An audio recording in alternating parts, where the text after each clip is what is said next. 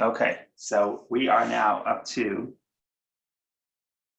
chapter 2, verse 7, and we're discussing once again, we're discussing the creation of the human being.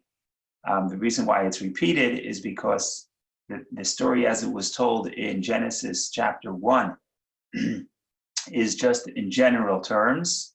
And now the second time in Genesis chapter 2, you get more details. We're going to get some of the details here and more of the details at the end of chapter 2. So we'll keep discussing this matter. But in any case, the description in verse 7 is, at least from the translation that I'm reading, chapter 2, verse 7, Hashem Elohim then formed the man, dust from the ground, and he blew into his nostrils the breath of life, and man became a living soul. So that's a pretty powerful verse, because the verse describes the creation of man, but you get some details about the soul. So I'm not sure exactly what the description is. In other words, we see description, God blowing into his nostrils, but something is happening here and a person is getting a soul. Now, the first time around, the Torah just says God made man, but it didn't really describe how he made man. Here we're getting some more details. God takes man, forms man dust from the earth, and then he blows into his nostrils a nefesh chayim, a nishmas chayim, breath of life, or a soul of life. It depends how you translate it.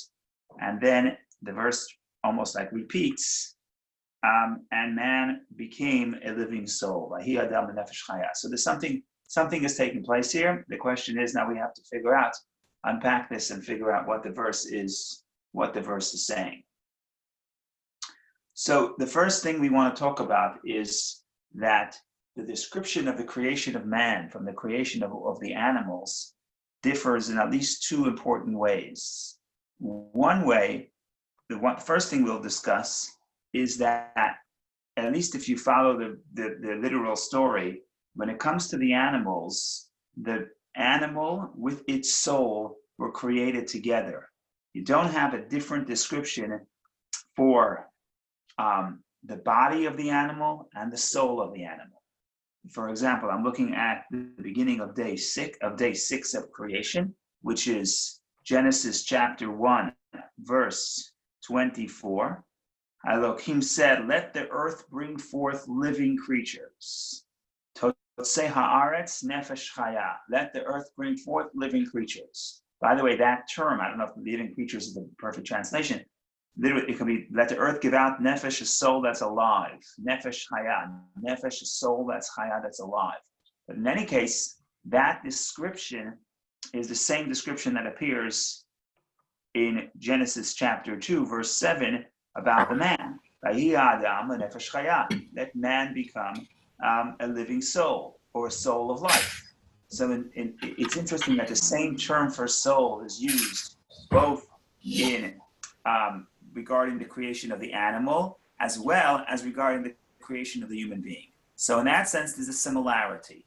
So where's the divergence? The difference is that at the creation of the animal, you don't read about a separate creation of body and soul, right? God says, let the earth give forth living creatures, or nefesh chaya, a soul of life. The animals have souls of life, right? If you ever had an animal in your house, they have more energy than people. They're running around. Chaya, life comes from the word life. And animals are full of life. They're always moving, almost like children. There's the famous story. Okay, it's Sunday morning, the sun's not shining. I have to say a story just to keep everybody awake. They tell a story where there's an old couple that they want to rent a home on top of them, the apartment on top of them. So they put up a sign that said, we're renting out the home, but please no children, because we can't take the noise after 7 p.m. So someone knocks on the door and he says, could I rent the apartment? They say, sure. You have any children? He says, nope, I have no children. And they're so happy, and they get the apartment. 7 o'clock p.m., the old couple's about to go to bed, and lo and behold, the noise begins. People are dancing on the beds. People are playing ball, roller skating, rollerblading. The place is a mess. The couple runs upstairs, they knock on the door, the guy opens the door, there are 8 children running around the house on wheels. So the couple says, I don't understand, you cheated us. You told us that you don't have any children. He says, these are children, these are animals. So in Yiddish, chayas, they're full of life. So the point is, a man, the same term, nefesh chaya, soul of life, is written regarding both animals and the human being. But the difference is that when it comes to the animals, the verse doesn't discuss a separate creation doesn't discuss a separate creation of body and soul, right? Let the earth give forth living creatures, and then I'm reading Genesis chapter 1, verse 24, and then once again in chapter 20, in the next verse, Hashem Elohim made the beasts of the earth.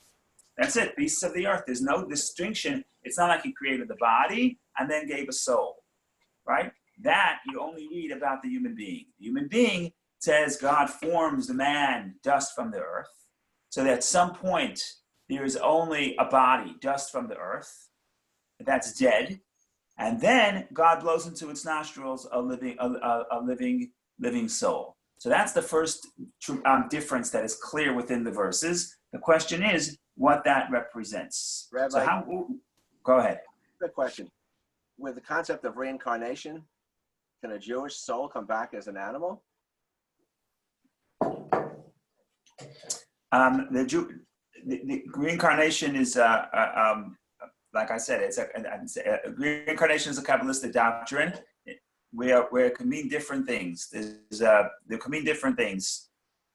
In the context of a Jewish soul coming into an animal, that would be as a form of punishment or a form of atonement. In other words, that's a state of exile, right? What is exile? Exile is a person cannot express him or herself. When you're in prison, you can't express your own free will. So one form of exile is where the soul, for whatever reason, is placed in a vessel, in a body where it cannot express itself, and that's considered pain, and that's considered cleansing. So that's one form of reincarnation. And there are other forms of reincarnation where the soul comes into another body, and that is not necessarily painful. That could be positive, and in that sense, the soul indeed could express itself, and therefore it's not considered negative. But if the soul of man going into an animal, or going into another form of creation, a different body, a body that's not as developed as the human body, that's considered something painful and negative. Obviously, everything has a positive purpose at the end, but that's not something that's desirable. All right, thank you, Rabbi. Okay, so how do we explain this? What would you say about how do you begin to approach this difference between, in other words, what's on the surface, what seems better? Does it seem better to be created like an animal, where body and soul are created as one, or is it better to be created separate? You have the body as separate, and then the soul is blown into the body. In other words, what would you say? Which one is superior? Which one represents a higher state of being? So there's a beautiful discourse of Rabbi Shneur Zalman. If we had the time, I wish we could read the whole thing inside, but we don't. So I'm going to just try to give a synopsis, and hopefully I will be successful in conveying at least the key idea here. And Rabbi Shneur Zalman, the founder of Chabad, in his book Torah Or, says something very interesting. He says that it's a little counterintuitive, but it says this represents the fact that the human body is actually on a lower level than the animal body. Why? Because the animal body was never a state of being just a body. In other words, just a doimen, just inanimate, right? If you read the story of creation, when the animals were created, they were created as a living being, right? So the early philosophers divided the world into 4 categories. This doimen is the inanimate, or where you don't see any life, or the Hebrew word is doimim, as silent. You don't see any life. Those are stones, minerals, things like that. Then you have tzameach, vegetation, things that grow. But so it's a tree, it grows, but you don't see a soul, you don't see will, you don't see desire, you don't see intelligence. And then you have the next state. The third level is chai, living beings. And living beings, animals, there's a soul. In other words, there the soul is evident. It's a higher soul, a developed soul. And then the highest level is the speaker, is the human being.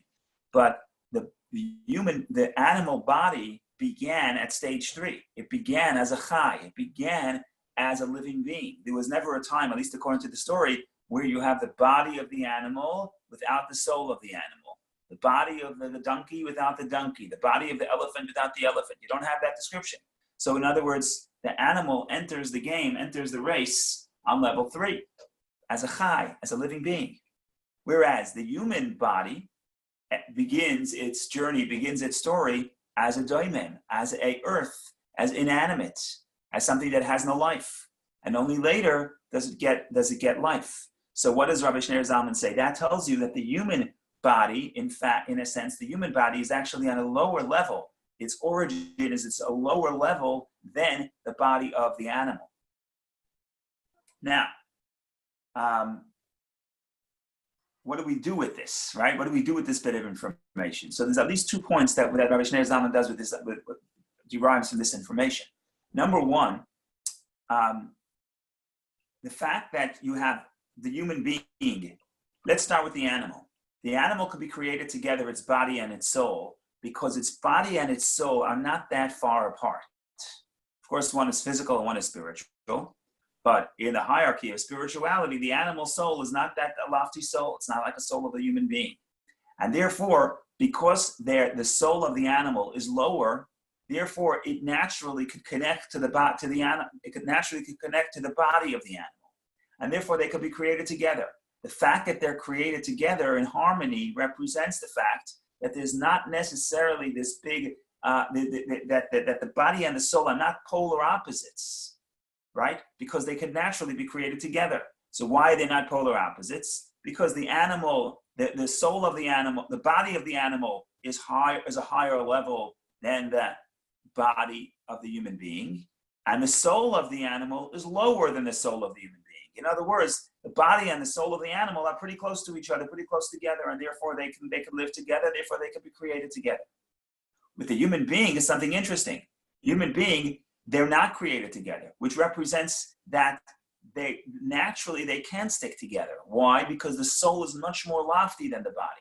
And the body is much lower than the soul. So they're extreme opposites, right? One is on level 1 and one's on level 4. One's just a doimen, one's, in other words, doesn't really divide that way, but one is just inanimate completely, and the other soul is much higher. The soul of man is much higher than the soul of the animal.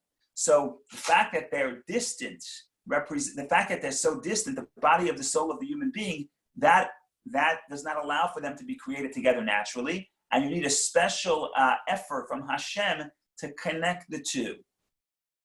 So the first takeaway from this story is you see the superiority of the human soul, right? Maybe the human body is not that great. It was created as a goylam. In Yiddish, a goylam, it means something that is a person. It becomes a derogatory term. A goylam means somebody that has no intelligence. But in biblical Hebrew, goylam means something that's unformed. So it's just a lump of clay. And so the body was created as a goylam, just a piece of clay, a piece of earth. And later it gets some life inside of it, and then later it becomes a living thing. But in its origin, the body is just something physical, and the soul is something that is completely not connected to that. It's complete. It's a polar opposite, and therefore they can't be created together naturally. You need God to connect the two. So that's the first point. The first point is you see from here the superiority of the human soul over the animal soul. Animal soul can be created together with the animal body because they're close together. They're not that far apart. The human soul and the human body are very far apart, so naturally they don't come together. You need a special effort from Hashem to connect them. That's point number 1. Point number 2, because the soul of because the soul of man is so powerful, therefore it has more strength. It could elevate something lower. And here Rabbi Shneur Zalman has a metaphor. The metaphor is, if you want to raise something, if you want to raise the structure, you raise it from the lowest plane, right? You're not going to raise something and raise it from the middle or from the top. If you want to raise something, you have to raise it from the lowest plane. So he says the human soul, the human body we mentioned is spiritually lower than the animal body, and that's why it was born as a doimen, as something without any life. And the idea here is we're taking something, the soul of man, which is so lofty, connecting it to the human body, which is low, a lower spiritual state. And because the human soul is so powerful, it can elevate the human body. And if it's going to elevate the human body, it will then elevate all aspects of creation, because the human body is the lowest aspect of creation. Why is it the lowest aspect of creation? Because it was created as something inanimate. It was created without life. And the idea is, if you can elevate the human body, you can elevate the entire world. And again, the reason why the human body, we discussed this in the past, the reason why the human body is lower, so to speak, spiritually than the human soul, than this body of other animals, is because all animals will always follow their instinct. And their instinct is exactly what Hashem wants of them. And the only person that can go against God's will is the human being. So in that sense, the human being is a little bit lower. The body is lower. And because it's lower, therefore it has a soul that's higher. And only you need a human soul to be able to elevate something that so low. But when you do, you elevate all of creation.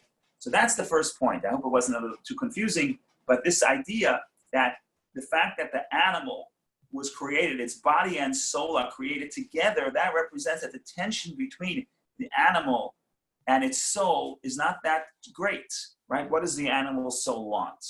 The animal soul wants the body to survive, right? So there's not such a great distance between the body of the animal and the soul of the animal. They're close together, right? If you ask the body of the animal for its bucket list, and you ask the soul of the animal for its bucket list, it's going to be the same, right? They want the same thing. They want comfort. They want the same thing. When it comes to the human being, the animal, the body and the soul cannot be created together because they're not the same thing. They're completely different. They don't have the same bucket list. What does the animal want? The animal wants breakfast. What does the body want? The body wants breakfast. The body wants chocolate cake, a little coffee. Soul is something completely different. It wants to cleave to spirituality. It wants to cleave to God. So therefore, when the fact that they're created separately is an expression of the fact that they really have nothing in common.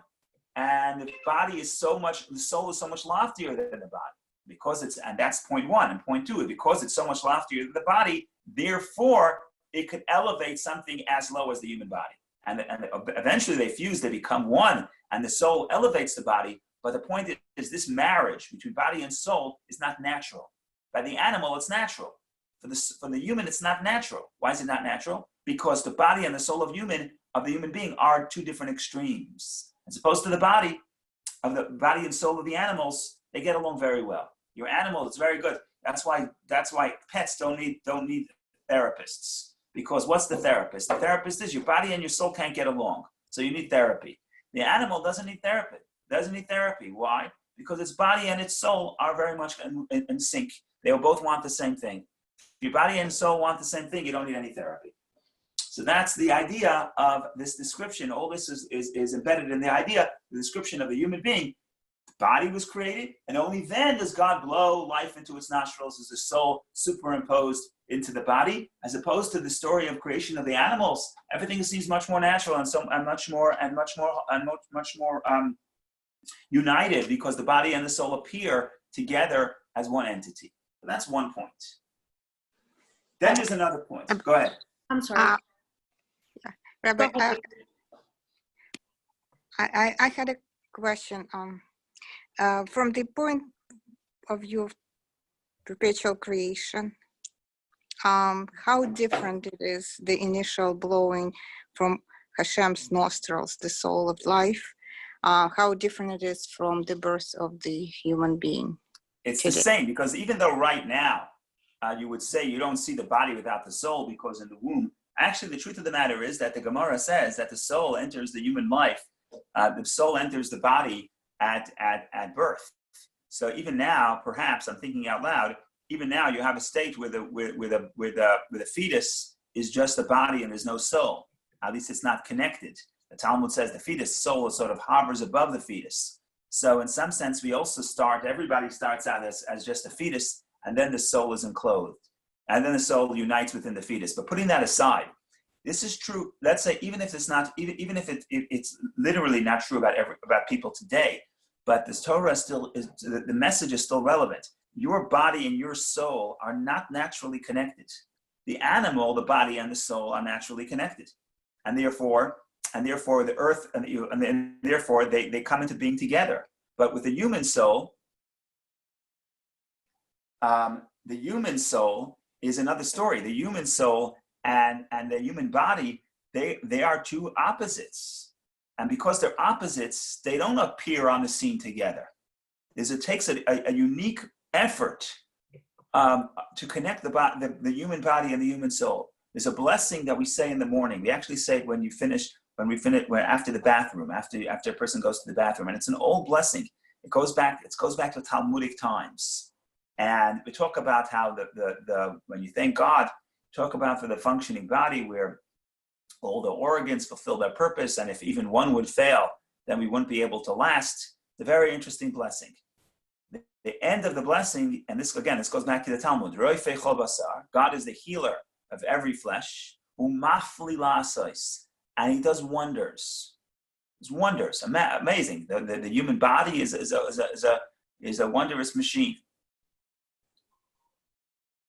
So God is the healer, and He does wonders. Mafli lasais. So the Talmud, the commentaries explain what's this mafli lasais. What does it mean? We're talking about the human body.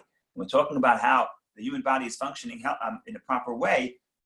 So we say God heals the body. Wonderful. What's mafli lasais? What's this pella? What's this wonder that we're amazed? We're amazed. What are we amazed at? So the commentaries explain, the Kabbalah explains that what we're amazed at is that God could connect body and soul. Because no matter, the body is a very good machine, but the body is a very good machine. But once we finish talking about the machine, say, could a soul that's so lofty unite with this body, right? So we say it's a pele, it's a wonder, it's an ongoing wonder, that's something so spiritual and so lofty as the soul could become one with the body. And when we say the body is alive, it's not two entities that connect but are not integrated. The body and the soul are integrated. When the body doesn't feel good, when the body has a toothache, the soul is affected. So there's an integration between two things that are completely separated, that are opposite creations. And the Talmud coins this wonder as mafli lasais. Only God, who could perform wonders, could perform this continuous wonder. What's the continuous wonder? The ongoing connection of body and soul. We take it for granted, but it's not. That's what the Talmud is pointing. That's what the story is telling us. The story is telling us that unlike human body, animal body and animal soul, which can live in harmony, the human body and human soul being together in the same, integrating, that's a wonder. Why is it a wonder? Because they're so opposite. And that is what the story is trying to tell us. And that's ongoing because our body and our soul, from their own perspective, are diametrically opposed. They have nothing in common. But then somehow God's effort of blowing the soul into the nostrils of the human being, that is sort of connecting these two things that really don't really mix. But yet the fact that they do mix and they do integrate it and they are connected in this way, that is an unbelievable wonder from Hashem. Thank you, Rabbi. However, the soul that was initially blown into Adam is like the soul is different from the souls that are blown today. Like it was a root soul, and now we're all individual souls. Okay, but it's the same entity. It's the same entity. Same process. Yeah. Thank you very much. It's the same entity. In other words, it's like saying that the root of your tree and the branch of your tree are the same entity, right? They have more in common than a tree and a grass, right? So in that sense, Adam may be a root soul, but our souls are branches of the root soul. So somebody asks, if body is so lowly, then surprisingly we are concerned with burials. The reason why we're concerned with burials really is not a celebration of the body per se. It's a celebration of the soul. The fact that the soul was integrated with this body and affected this body and elevated this body. Now this body is no longer a body. Now this body is a seat for the soul. So everything that I say that the human body is lower than the animal body, that is before the soul enters, right? The whole idea here is that the soul, because its powers are so lofty, because it's so spiritual, it can elevate something that the animal soul cannot elevate. The animal soul cannot elevate a dead body. In other words, a body that's created inanimately. The human soul can only the human soul can make a mensch out of the human body. But the fact of the matter is that that's once we're alive, once this body and soul are integrated, once the holiness is embedded through the soul to the body, now the body has been transformed. So we're celebrating the seat of the body. In other words, the body as seat of the soul, because even according to Judaism, some of the soul, a remnant of the soul, remains with the body even after passing, and therefore, even though the soul goes to heaven, but there's still a connection between, according to the Kabbalah, the lowest level of the soul is still connected to the place where the body was buried, and that's why there's the concept of going to the resting place of a relative. The Code of Law says we do so before Rosh Hashanah, because there's still the remnant of the soul, the lowest level of the soul connected to the body. But so we're celebrating the body as a abode for the soul, but also the body itself becomes holy. The body itself has been transformed through the integration of the soul with the body. So everything I said here was prior to this wondrous marriage, wondrous marriage of body and soul. So that is the first point, and the first point is that this story, telling us the story that unlike the animals, body and soul of the human being are created separately, is trying to tell us that our body and our soul are not naturally partners. They're not. They are integrated, but understand that this is a process that takes a unique miracle of God to connect these two opposites. Because naturally, the body and soul could not be more different, and that's why they actually have to be created as two separate stages and then be brought together. So that's the first point. Another point, which is related, but it's another point that many of the commentaries point out, is that when it comes to the human body, to the animal body, it says as follows. It says, as I mentioned the verse earlier, Genesis 1, verse 24, let the earth bring forth living creatures. Okay? Totzei haaretz nefesh chaya. Let the earth bring forth living creatures. Living creatures is just a translation. In Hebrew, literal translation, Totzei haaretz, let the earth give forth, nefesh chaya, a living soul. Right? Totzei haaretz nefesh chaya, let the earth give forth a living soul. The human being, the earth does not give forth the living soul. Our soul does not emerge from the earth. Our soul emerges from the breath of life of God. But when it comes to the animal, it's not just the animal of the soul comes from the earth, but the soul of the animal also comes from the earth, right? That's what it says in verse 24. Let the earth give forth a living creature, a nefesh, a soul of life, right? So our soul comes from God. The animal soul comes from the earth. What does it mean the animal soul comes from the earth? So one interpretation is the animal soul comes from the earth, meaning from nature. What does it mean from nature? Nature means the animal is an amazing creature. It has intelligence. It has emotion. It has insight. It's got all kinds of interesting things. But the bottom line is the animal cannot transcend its nature. The animal is going to be limited by its own nature. An animal cannot change itself. It can't change its instincts. It can't transcend its instincts. So when you say the animal soul comes from the earth, you mean the animal soul is still part of nature. And because it's part of nature, the animal is limited by nature. Now, what do you need to know about the human soul? The only thing you need to know about the human soul, the most important thing you need to know about the human soul, is that the human soul is a part of God. What does it mean it's a part of God? It means it's not limited by nature. And therefore, if I go to my therapist, and my therapist says, look, Menachem, your nature is terrible. And your nature is that you're going to succumb to your faults. And your nature is that you're going to succumb to very negative instincts. Well, Judaism will tell me, and the Torah will tell me, Torah will insist that because you have a soul that's not an animal soul soul of the animal is limited by nature. So if this is my nature, I can't change it. But the human soul doesn't emerge from the earth. It doesn't emerge from nature. Where does it emerge from? It emerges from God. And God transcends nature. And therefore, my soul, I can transcend my own nature.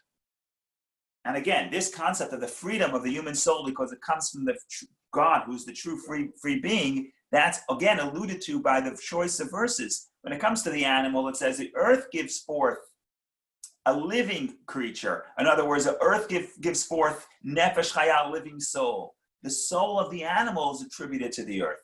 Our soul is not attributed to earth. Our soul is not attributed to nature. Our soul transcends nature. And therefore, we are the only creature in this universe that can transcend its own nature.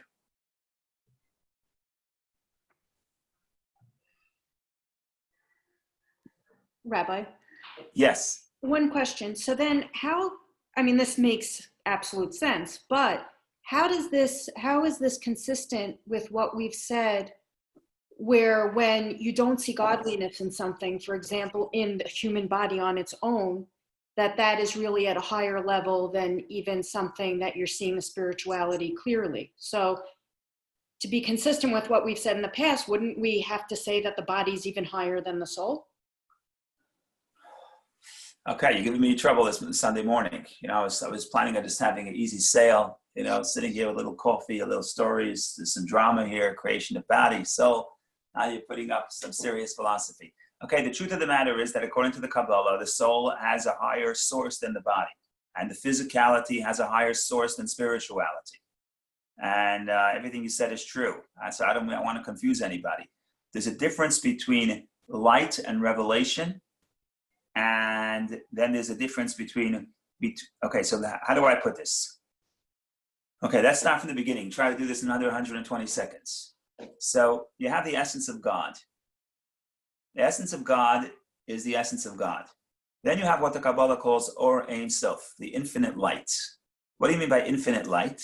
Infinite light is something that can be perceived. Light is revelation, right? Light, I don't know, God doesn't have light, but light is a metaphor for expression and revelation. And everything in this world that's holy is somehow connected to God's light, because light is revelation. And if you say something is holy, it means that its godly source is revealed within it. And all the spiritual worlds and everything the Kabbalah talks about is all within the realm of what they call Or, light. Okay.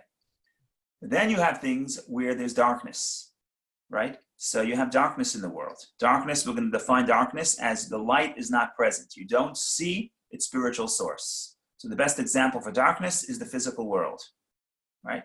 So what's the hierarchy of physical and spiritual? This ties into what we spoke last week of heaven and earth, which one is first.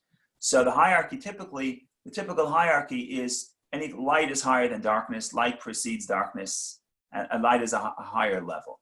That's the way we live our life on a daily basis. That's typical the way it is. Soul is higher than body. A mitzvah is higher than something that's not a mitzvah. We're in the light business, and we're in the light business because we want to reveal as much light into the world as possible. This is all true. Everything I said here is true. Now I'm about to say the opposite, but it doesn't contradict what I said till now. Everything I said is true. In the realm of light, there's hierarchy. More light is better than less light. Okay, fine. Then you have something else. Here you have something else. Says the Kabbalah, 1 second. Light is a wonderful story. The problem with light is that light does not reveal the essence. The essence cannot be expressed. So light is a wonderful thing, but light does not express the essence of God. Because by definition, the essence of God cannot be expressed. So within yourself, if I ask you, do me a favor, write down one paragraph that describes you. You'll write whatever you'll write. You'll write, I'm good looking, I'm smart, I'm the kindest, everybody loves me, everybody tells me I'm God's gift to the world. Whatever you write, doesn't matter what you write, right? Whatever you write, it's wonderful, but it's wrong. Why is it wrong? Because it does not express your essence. You cannot express your essence. The definition of essence is it defies description. If you could say, I'm good looking, that's not your essence. That's something you do. I'm smart. Wisdom is an attribute. It's not your essence. And therefore, the closer you go to your essence, the less words you have to express. If I say, tell me about yourself, but don't mention any of your accomplishments, it's very hard, right? Forget about your essence. And if I tell you, then you'll tell me about your personality. If the closer you get to the essence, the less words can function. Because again, essence transcends light. Essence does not express itself. So says the Kabbalah, we have a little problem. So we have an interesting phenomenon here. Says the Kabbalah, light does not express the essence. Let's look at darkness for a second. Darkness doesn't either express the essence. But at least darkness doesn't distract you by the light, right? In other words, when I look at you, when I think about your light, the revealed parts of your personality, I'm focused on the revealed parts of your personality, and I'm not thinking about your essence. But if there's no light, then I start thinking about your essence. Let me give an example. You have a child, and the child, you love your child. Why do you love your child? Because your child is a good hockey player.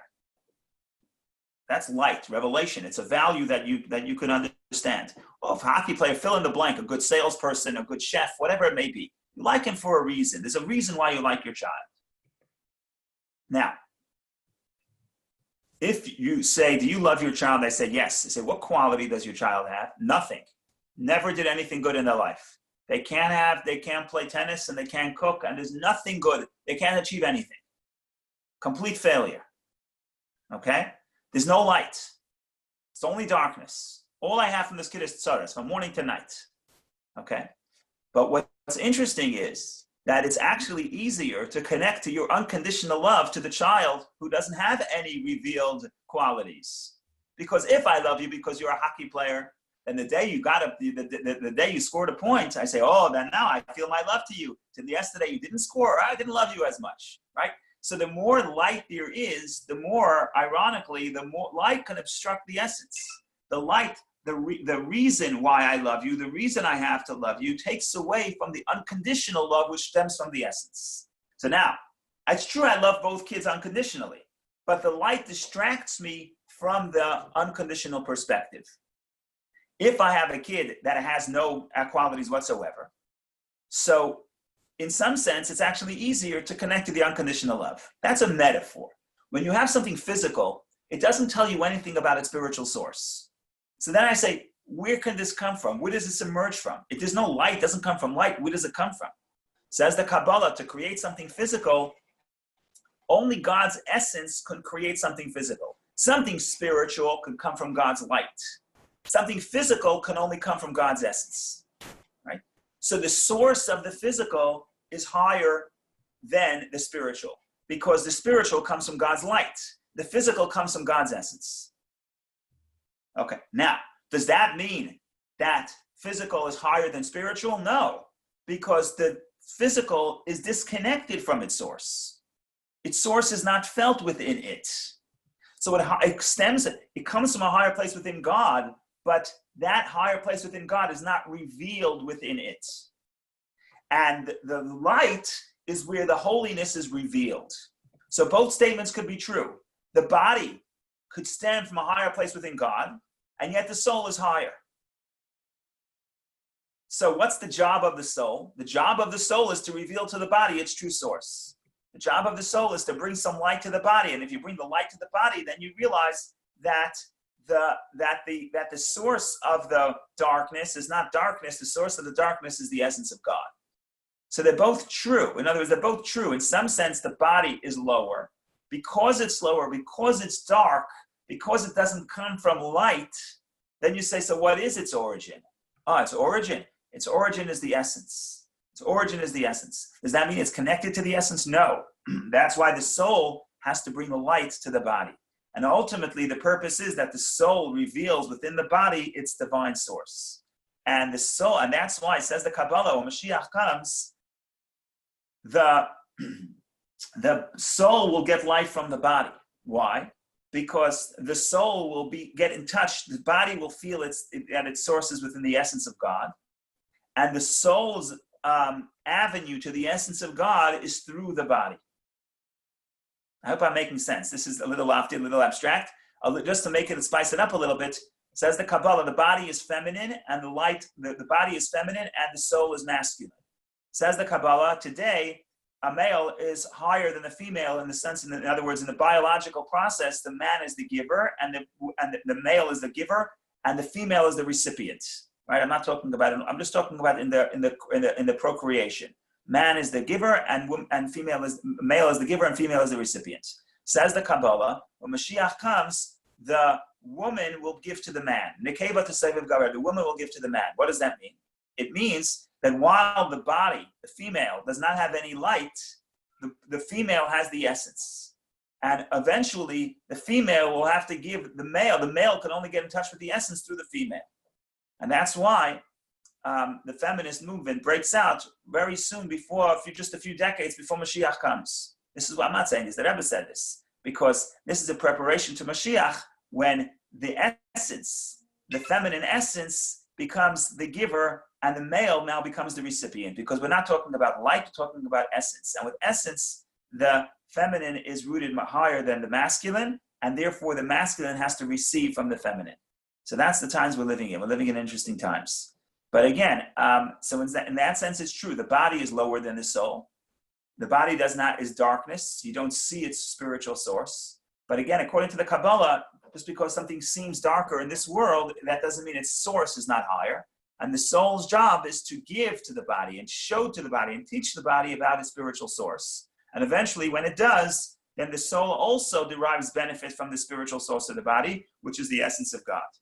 Which is why the soul needs a mitzvah. This explains, I don't know if I'm doing justice to the topic. We have to do it in a more organized fashion. But this is why the soul comes into the body to do a mitzvah. Why do you need a mitzvah? The soul's in heaven studying Torah. Why do I need a physical mitzvah? And again, a lot of religions don't understand most religions don't have the concept of a mitzvah the way we do. And therefore, a lot of Jews don't understand the concept of a mitzvah the way the Kabbalah does, right? What does mitzvah mean? Most people, you go to, I'm not going to talk about a specific temple, but you go to a conservative or reform, or even some, I don't know if Orthodox will get it. So they have a ritual director. I hate the word ritual. It just drives me insane. I just hate the word. Why do I hate the word? I have a cousin, my mother's cousin, who I met for the first time just a few years ago. Both of our great-grandfather studied in the town of Lubavitch, but somehow or another, her mother, my great-grandfather grew up in Barry, Vermont. There was no yeshiva for the girls. So eventually her mother drifted away a little bit, and her mother's daughter, my mother's cousin, drifted even further. So she published this book. She lives in Manhattan. She published a book about all different rituals from all different cultures. And it's a fascinating book. But it just drives me crazy because a mitzvah is not a ritual. What does a ritual mean? A ritual means, I'm sorry for going off on a tangent. I just hate the word ritual. Not the word, the concept. A ritual means that there's nothing inherent in this act. The ritual reminds you of something, right? The ritual could be anything, right? You could eat matzah, or you could you could dance in the sand. It doesn't matter what the ritual is, right? The ritual is just something physical you do, and it's supposed to lead to some commemoration. So the ritual is supposed to evoke within you a certain feeling, a certain spiritual feeling, a certain spiritual awakening. And that's why really, it doesn't really matter what the ritual is. And therefore, if you go to a ritual director and say, I have a problem. What's my problem? My mezuzah is missing a letter. You think the ritual director cares if your mezuzah is missing a letter? It doesn't really matter. Because for the ritual director, it doesn't really matter what's in the mezuzah. Because the whole point is just to have something that will remind you to think about God, right? But there's nothing inherent in the ritual. The idea is the spiritual thought that the ritual is supposed to evoke. But the actual ritual doesn't matter. It could be eat potatoes, eat latkes. It doesn't matter what the ritual is. But Judaism says, no, God's will is this mitzvah. What happens? So the Kabbalah explains that based on what we said, that in some sense, this physical has a higher source than the spiritual. So your path to the essence of God is not enlightenment, it's not meditation, it's not thinking about God in heaven. The path to God, if you want to touch God, you want to touch the essence, you have to touch something physical. So therefore, the mitzvah is, God says, if you take this physical act, this physical object, and you set it up just this way, I'm going to show up to this meeting, right? And that's where you grasp God. So the mitzvah is not, I have the mezuzah, and then I'll also think about the oneness of God, and then I'll have the meditation. Meditation is true. You need the meditation, but that's not the most important thing of the mitzvah. The most important thing of the mitzvah is that you're grasping something physical, and that physical thing connects you to God, not because of the meditation it evokes. Now, to do so, it has to be precisely according to the will of God. God says, if you dial this number, I'll show up. If you go to this store, I'll show up. If God wants to be in the Starbucks and I want to be in the bakery, I'm not going to meet him, right? I have to be where he wants to be. So therefore, the mitzvah has to be perfect. Every letter in the mezuzah has to be precise. But again, this all ties in. It's all one puzzle. Because according to the Kabbalah, there's a superiority of the physical. In other words, the source of the physical is higher than the source of the spiritual. Therefore, Therefore, even for the soul, there's an advantage for the soul to enter this world and disconnect from the light of God. Why? So it can touch the mitzvah, which is physical. Honestly, I have no idea how we got here, but it's all true and it's all good. So it's a good way to spend the Sunday morning. Oh, we got here, of course, is because we're talking about the body and the soul and how different they are, and how body is spiritual and the soul and body is soul, the spiritual body is physical, and that is true. But physical has many different. Physical means that there's no light. But just because it has no light, it doesn't mean that where does it come from? If it has no light, it comes from the essence. Now, our job is to bring some light into the physical so that the physical can sense that it comes from the essence of God. So it's really the merging of the light and the darkness. That's why the Hasidim, the problem with the Hasidim is they don't get sad. Most people, when they're light, they're happy. When they're darkness, they're sad. You find a Hasid, it's a big problem. You can't get them sad. You say, it's so dark. Okay, it's so dark, so dark. Dark, oh, it's dark, wonderful. Dark is great. We say in our daily prayers, in the blessings before the Shema, we talk about, this is a quote from Isaiah. We say, Yotzer, we changed the quote a little bit, but the essential quote is the same. Yotzer God forms light and creates darkness. And according to the Kabbalah, creation is higher than formation. And yet, light is formation, lower level. Darkness is creation, a higher level. Right? We say, Yotzer forms light, form is a lower level, and Boirei Choshech, and creates darkness. Right? And so again, that's the source of these concepts, that the darkness has a higher source than the light.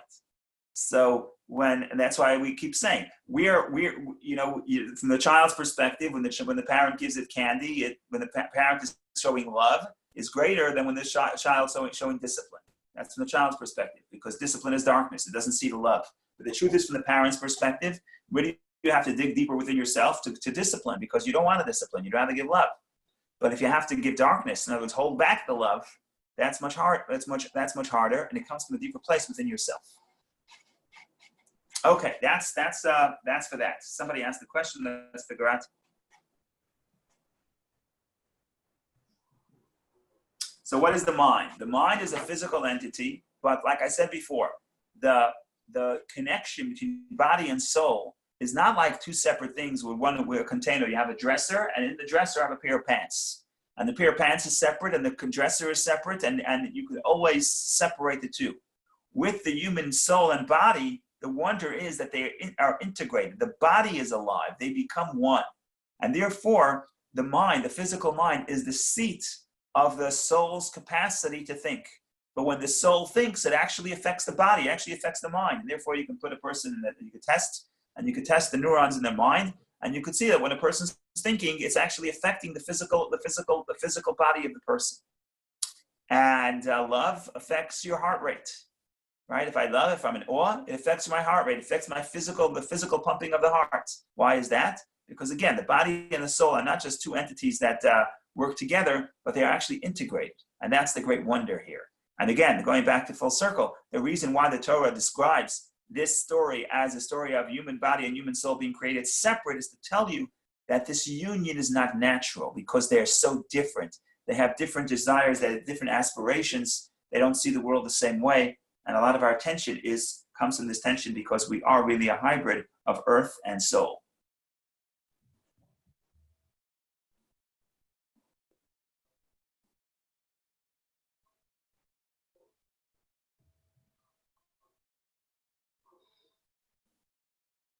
Now we get to the concept. Again, this is a concept that we discussed earlier. We discussed in the past. God blew in his nostrils a breath of life. That's verse 7. Vayipach be'apav. He blew into his nostrils a breath of life. Vayipach, blowing. And again, it's a metaphor, because God doesn't have a body or a form of a body, so anything that it says in the Torah is a metaphor. But you have to think about, what is this metaphor? What is it telling us? What's the metaphor, and what is the interpretation of this metaphor? So what does it mean, God blowing? And remember, this is the only time in the story of creation that it says God blew. Everything else, what does it say? How did God create? How does God create? God creates through speech. And we mentioned before that speech is also a metaphor. What is speech? Speech is, I'm looking at you. I have no idea what's going on within your mind. But once you start talking, you reveal to those outside of you that which was previously within you. That's speech. So the same thing is with creation. God has the power to create. But before creation, that power is within God. It's concealed within God. When God actually creates, when he brings the creative power from the state of potential to the state of the actual, that is speech, because he's revealing that which was previously within himself. So that is the metaphor of speech. Now the question is, what is the metaphor of blowing? And this is something that the Zohar talks about, quoted in the Tanya, an interesting metaphor. Says the Zohar, man de nafach mitochei nafach, which is Aramaic, for the person who blows from deep within yourself, right? So words are also emerged. It's the breath coming out of yourself,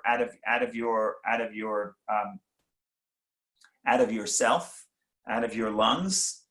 But to speak, it doesn't take that much effort. Why? Because you don't have to dig that deep within yourself. Some people could speak all day. Not that they have what to say, but some people could speak all day. But you can't listen to them, but they certainly could speak all day. But to blow, if you're going to blow, within 30 seconds, you're out of breath, right? Why? How come I can speak for an hour, but I can blow for 20 seconds? Because to blow, I'm taking from a deeper place within myself, even on a physical level. So now let's apply this to the metaphor where God says all of creation comes from God's speech. Creation of the human soul, that comes from God's breath. That's God blows within his nostrils of a breath of life. So says the Zohar, and the Kabbalah elaborates, and Hasidic philosophy elaborates, says the Zohar, blowing means that everything comes from God. Everything has a divine energy. Everything has a soul. But no soul comes from the essence of God, deep within God, as the human soul does. And that's the metaphor of blowing, vayipach. And that's why the only place where it says in the story of creation, the concept of blowing is with the creation of the human soul, because it's indicating that, make no mistake, everything has a soul, but nothing has all other souls come from this realm of speech. The soul of the human being comes from the realm of breath, which is much deeper within the person.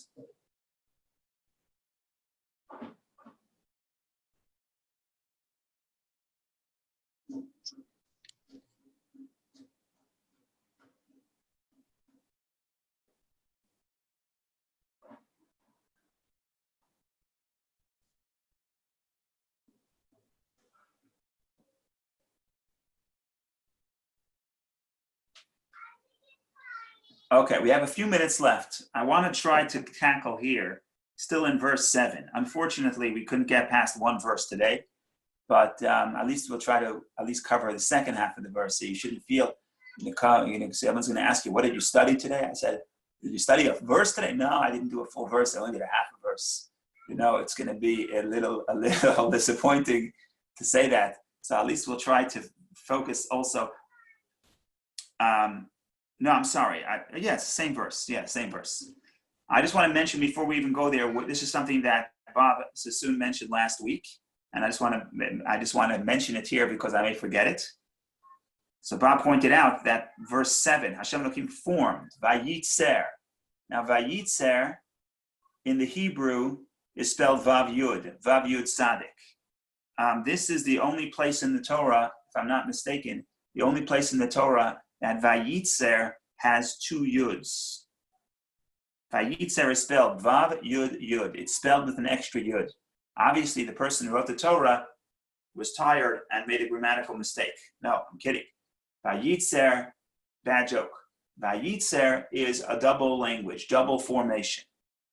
So there are all kinds of interpretations of why do we have a double formation. So the Talmud, for example, says that this double form, it says formed twice, the extra yud, which represents he was formed twice. Says the Talmud, it's because a person is not really one person. The formation of the human being is double. Why is it double? Because a person has two inclinations. Yetzer Tov, Yetzer Hara. Plays on the word Vayitzer, formation. Yitzer can also, the same word for Yitzer is Yetzer, inclination. So you have a double inclination. Again, animals, they have one thing. Animals want one thing. They want what's good. They want to survive. They want pleasure, whatever they want. They want breakfast. It's straightforward. The human being has a double yud because there's two formations, because there's two inclinations. One is very physical, one's very spiritual. And so there's two really elements within the person. That's alluded to in that double yud. Rashi says this is a metaphor for the world to come. One yitzira, one formation is this world, one formation is the next world. So this is a metaphor for the world to come, even though it's not written explicitly in the Torah, it alludes to it according to Rashi.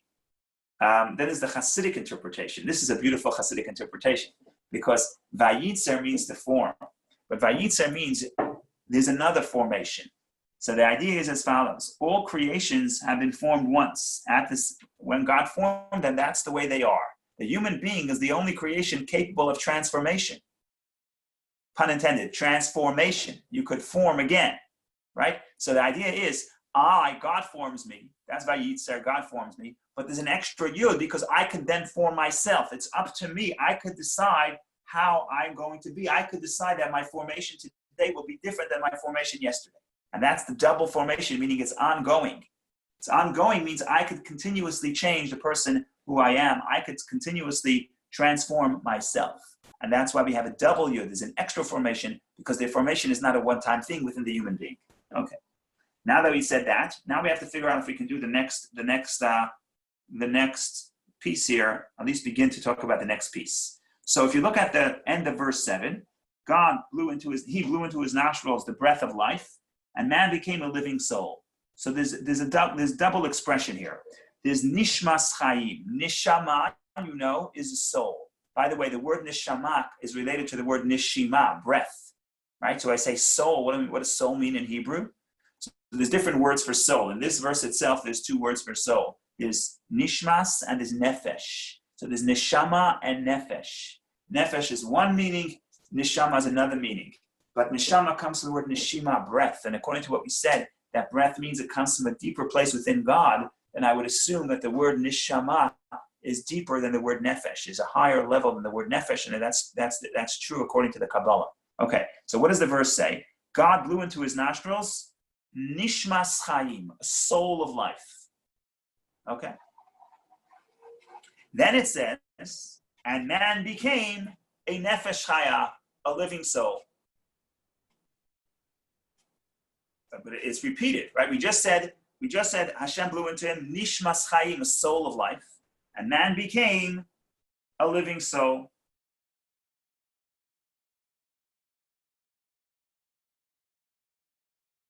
But in English, it's not a problem because I'm translating nishmas as soul and nefesh as soul. So it just sounds repeated. But in Hebrew, it's a different. In the beginning, we say a person became a neshama of chayim, and then a person became a nefesh of life. A neshama of life or nefesh of life. Now, neshama is a higher level. So it's almost like there's a downgrade. God blew into his nostrils a nishmas chayim. God blows into his nostrils a soul of life, a neshama of life. And a man became a nefesh chaya. That man became a living nefesh, not a living neshama. So it's a downgrade. The second clause is a downgrade from the first clause in the second half of the verse. Now, it makes the question even stronger. If we look back at the verse we read earlier, how the animal was created, there the verse says, Totzei ha'aretz, let the earth give forth nefesh chaya, a living nefesh. So the second expression, man became a nefesh chaya, it's man became what an animal is, right? In the beginning it says God blew into his nostrils a neshama, nishmas chayim, a neshama of life. That expression, neshama of life, is unique to the human being. And then we move on and we say man became a nefesh chaya, man became a nefesh of life, which the animal, by the way, is the nefesh of life. So it sounds like the beginning is a higher level than the end. So I didn't want to talk about this because the first interpretation I found this morning was a little depressing, and my job is not to depress you Sunday morning.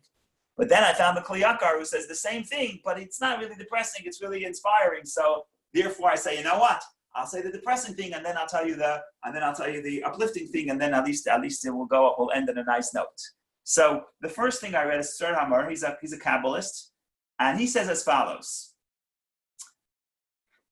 God created man on a very high level, and he gets poetic, and he says, what does it mean? God blew into his nostrils. God blowing into his nostrils is a form of a kiss. That's what he says. It's a form of love, closeness. And he quotes the verse of Song of Songs, Yishakeni v'neshikas piyu, that once again, God will kiss me from the kisses of his mouth. That's a metaphor for God has an intimate relationship with a human being. God imparts within the human being a neshama, part of himself. So this is an intimate expression. God wants to be very close with the human being. What does the human being do with this relationship? The human being runs and becomes like an animal. By Hiya Adam, man became nefesh chaya. That's here they try so man became, but the Hebrew it doesn't say so, it says and man became not a neshama but a nefesh. Man became a living being like the animals. In other words, man through their own choice, which is the story we're going to play out, the story of the sin of the Garden of Eden, man leaves the state of neshama, where man has intimacy with God, where there's a kiss, and man is on the level of neshama, intimate with God, and man decides to become a nefesh chaya, to downgrade and become a living being, but not neshama, but nefesh, but become like all other animals. So this is a very sad story. It's talking about the contrast between creation from God's perspective, the potential that God gave the human being to be close with God, to be intimate with God, to be on the level of neshama, and yet man chooses to ignore that and just become a nefesh chaya, become a living being like an animal. That's very sad. Trust me, I wouldn't do this to you. I wouldn't just tell you this and, just this. Comes the Kli Yakar, and he quotes what the other interpretations that other people give, and other people are trying to say the person gets better. They want to say Nefesh Chaya is higher than Neshama. Kli Yakar has none of that. He says, no, it doesn't make any sense. He says, I'll tell you what's happening here. Man is a Neshama. You're a Neshama. You're a soul of God. You're God's breath. You have the kiss of God, the way the other Sir Hamar said. However, that is not revealed within you immediately. When you're born, you're like an animal, right? That's what the verse says. Para Adam Yival, the person is created like a wild animal. In other words, you have the potential to be on a neshama, but when you're born, you're just a nefesh, and then it's your job to allow the neshama to enter your life and develop to your full potential. And that's why the verse says, God gave you a neshama. But what are you? Now you're still in the state of a nefesh, of an animal, and it's your job to develop that neshama. This is what it says in the Kabbalah, that the soul enters the body, the neshama enters the body. It's slowly. At the creation is one level, and then at the circumcision a little bit more. And ultimately, when a person is 12 years old or 13 years old, then the neshama is fully present within the body, which represents the concept that you don't get the full intensity of your neshama, of your soul, naturally. You have to work to reveal it. It's in you in a state of potentiality. God put a neshama in your life, but if you do nothing, you're just a nefesh. And it's your job to develop the neshama. Says the Kli Yakar. That's why creation of man, it doesn't say kitov, it doesn't say man was good, and it was good, right? Every day of creation, it says God said it was good. God saw it was good. Monday doesn't say it, but it says it on Tuesday twice, one for Tuesday, one for Monday. Day 6, it says that God saw the animals was good. Then when it came to the human being, it doesn't say that the human being is good. And then at the end of creation, it says God saw everything he made was very good. But it doesn't say anywhere the human being is good. Why not? How come the elephant is good, the zebra is good, the jaguar is good, but the human is not good? The human doesn't say it's good. Says the Kli Yakar, this is exactly the point. Every other creation is created with its full potential. The elephant is an elephant. The elephant doesn't have to develop and become a higher elephant and a more enlightened elephant. No, the elephant is an elephant. And therefore the elephant is good. Good means you're maxed out. You reached your potential. The human being, it doesn't say you're good. Why are you good? Because you're created as a nefesh chaya. Now, how much of your neshama, how much of your soul, the higher level of soul, are you going to reveal within yourself? That's up to you. That's your story to tell. You have to write that story. So you do not yet have your full development. And you're the only creation that is not fully developed spiritually. And therefore, everybody else is good. Every creation is good. The human being is not good because you have the potential. If you're not going to reveal that potential, then it's a tragedy. So the reason why the second interpretation of the Kli Yakar liberates the first interpretation, because the first interpretation is depressing. God wanted you to be an neshama. You turned and you became an animal.